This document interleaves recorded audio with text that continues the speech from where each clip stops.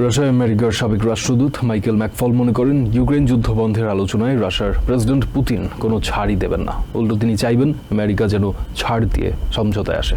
মঙ্গলবার সৌদি আরবে ইউক্রেনকে ছাড়াই অনুষ্ঠিত বৈঠকে আমেরিকা ও রাশিয়া উচ্চ পর্যায়ের আলোচনার পরিপ্রেক্ষিতে এসব কথা বলেন ম্যাকফল।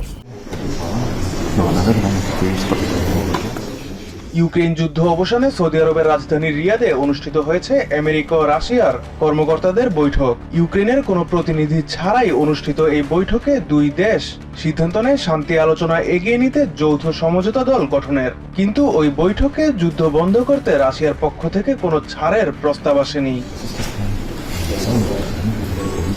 ওবামা প্রশাসনের হয়ে রাশিয়ায় আমেরিকার রাষ্ট্রদূত হিসেবে দায়িত্ব পালন করা মাইকেল ম্যাকফল মনে করেন মঙ্গলবারের বৈঠকে ঐক্যমত্যে আসেনি কোনো পক্ষই। রুশ কর্মকর্তা ইউরি উশাকভের বক্তব্য ধরে ম্যাকফল মন্তব্য করেন, তারা মূলত আমেরিকা রাশিয়া সম্পর্ক নিয়েই বৈঠক করেছে। ম্যাকফল জানান, বৈঠকে দুই দেশের সম্পর্ক উন্নয়নের কথা বলা হয়েছে, তবে প্রকৃত শান্তি আলোচনা কেমন হয় তা এখনো দেখা বাকি। এর আগে রুশ কর্মকর্তাদের সঙ্গে কাজ করার অভিজ্ঞতা থেকে ম্যাকফল সতর্ক করে বলেন, রাশিয়ানদের প্রলোভনে সাড়া দেয়া একেবারেই অনুচিত। এ সময় পুতিন নিজে ছাড় দেওয়ার বদলে আমেরিকার কাছ থেকে বাড়তি ছাড়ের প্রত্যাশা করবে বলেও ধারণা ম্যাকফলের।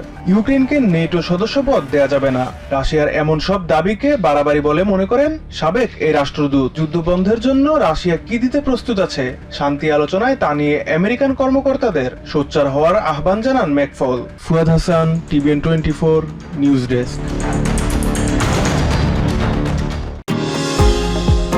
নিউ ইয়র্ক থেকে সম্প্রচারিত টিভিএন 24 টেলিভিশন বিশ্বজুড়ে বাঙালির কণ্ঠস্বর।